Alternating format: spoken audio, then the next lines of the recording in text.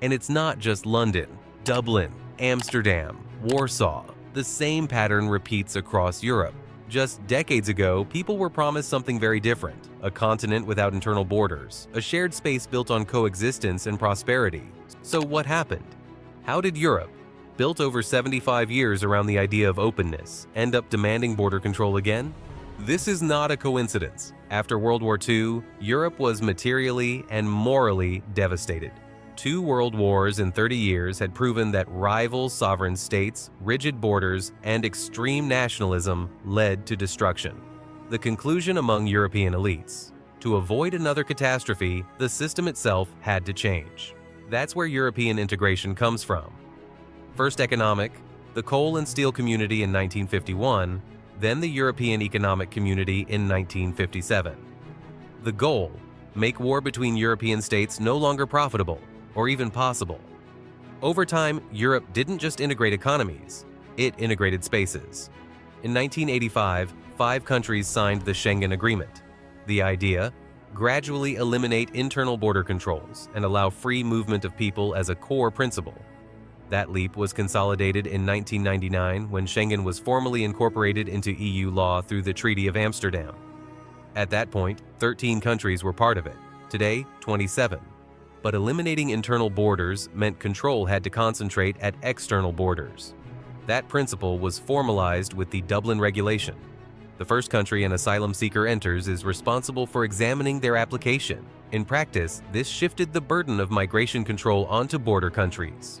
For years, the system worked. Migration flows were limited, gradual, and predictable. But that balance broke in 2015. In a single year, more than 1.3 million people applied for asylum in the European Union. From one year to the next, applications more than tripled. To understand why, we need to look outside Europe.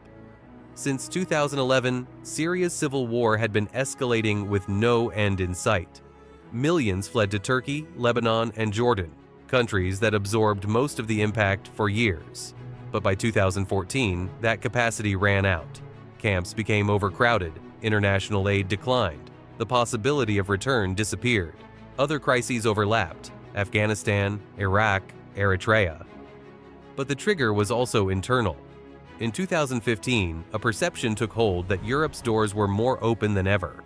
Ambiguous political messages, images of uncontrolled border crossings, and lack of coordination led millions to believe, this is the moment. That message became explicit when Angela Merkel told the press Germany was a strong country and could handle it.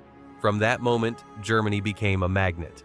In 2015 alone, it took in close to 900,000 people. No modern European state had absorbed numbers like that in such a short time. And when a country the size of Germany opens the door, the impact on everyone else is immediate. Greece and Italy, the main entry points, were overwhelmed within weeks. Thousands crossed multiple countries without formal identification because registration systems had collapsed. But it wasn't just about registration.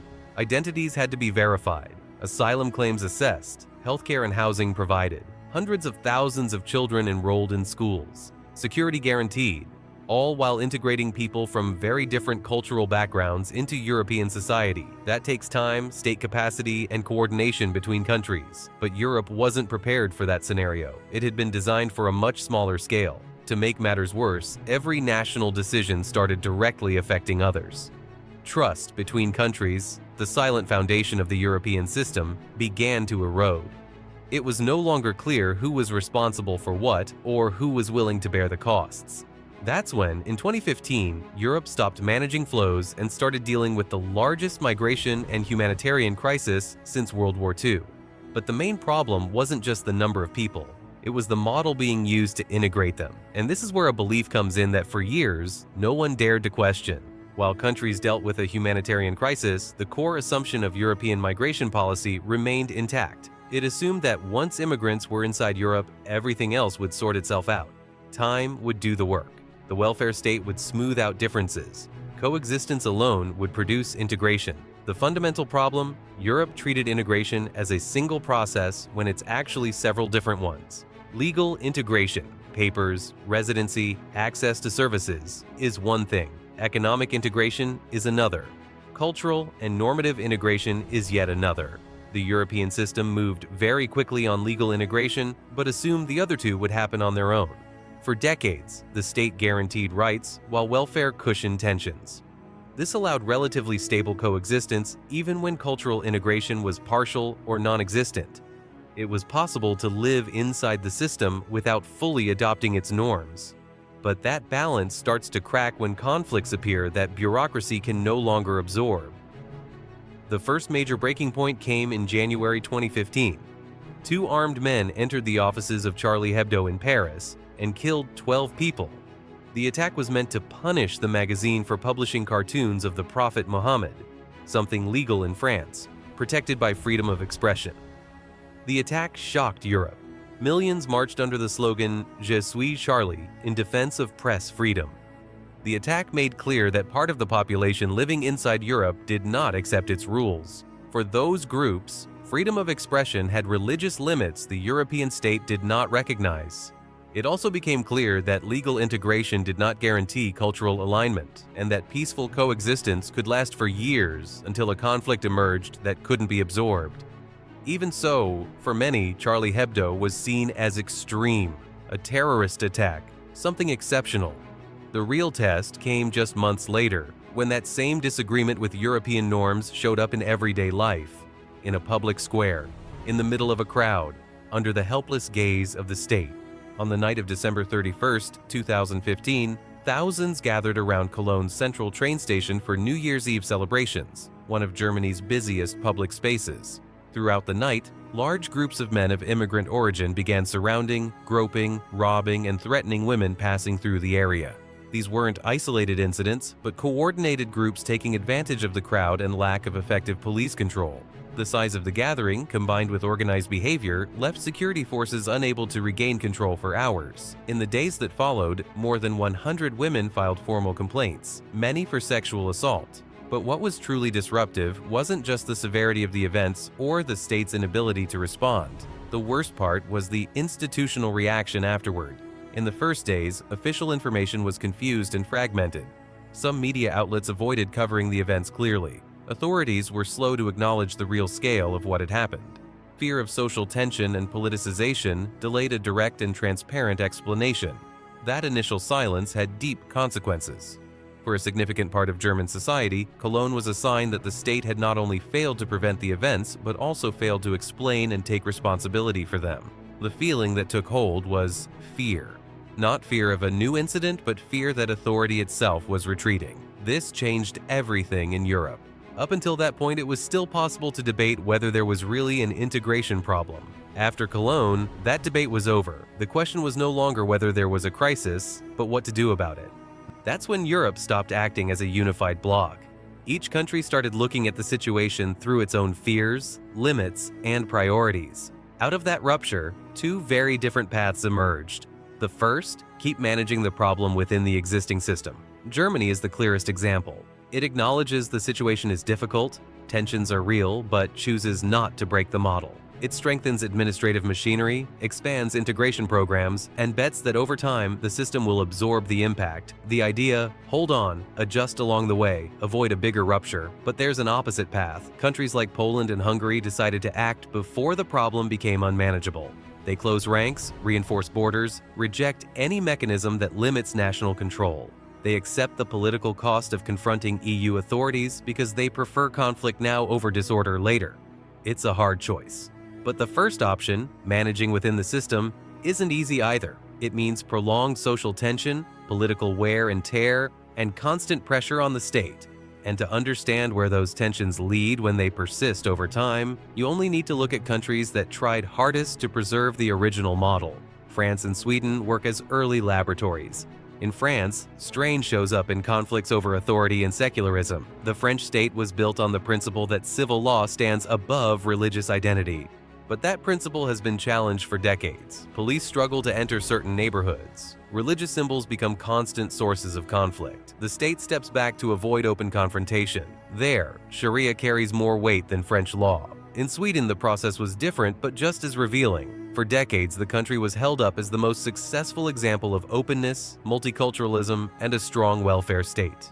But in parallel, organized crime networks began appearing in urban neighborhoods. gang disputes, gun violence, even grenade attacks, once unthinkable. The state's reaction came late. For years, authorities avoided acknowledging the scale out of fear of stigmatization or breaking the image of an exemplary country. When the debate became unavoidable, the damage was already done. France and Sweden show something fundamental. These problems don't explode overnight. They build up quietly while the system convinces itself that time will fix everything. But time didn't fix the tensions. It deepened them. And after years of denial, Europe's social climate began to change. Protests multiplied. In Germany, the turning point comes between 2022 and 2024. Mass protests against insecurity, cost of living, and immigration repeat in multiple cities. These aren't ideological marches. They're broad demonstrations with families, workers, retirees. At the same time, polls show that for the first time in decades, immigration appears among Germans' main concerns. That shift shows up at the ballot box. In regional elections of 2023 and 2024, Alternative for Germany posts historic results, forcing even mainstream parties to harden their rhetoric. In France, the fatigue is even more visible. In the 2022 presidential elections, more than half of voters supported candidates who placed immigration and security at the center, with National Rally consolidating as a structural force, not a marginal one. In the Netherlands, the shift is explicit. In 2023, the Party for Freedom, whose main promise was to curb immigration, wins national elections as the leading force. In the UK since 2023, local protests against asylum seeker reception centers have multiplied. Reform UK capitalizes on discontent with a blunt anti-immigration message. There's a common pattern. Immigration stopped being taboo. It stopped being discussed only at extremes and became an everyday concern shared by millions who don't see themselves as radicals. And that social change translates into political change, first in polls, then in elections, finally in government decisions. Because when millions start voting differently, it sends a clear message that sooner or later forces politics to react. For years, open border policies were associated with progressive parties. They defended the idea that Europe could absorb large migration flows without major costs, as long as there was political will and resources. But over time, that conviction began to crack. The clearest case is Denmark. There, a social democratic government pushed through some of the continent's most restrictive migration policies.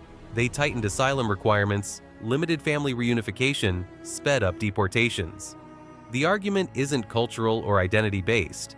It's economic and social. The government explains that the welfare state can only function if the number of people dependent on it is manageable. For the Danish left, controlling immigration is a way to protect the social model, not abandon it. In the UK, the shift is just as telling.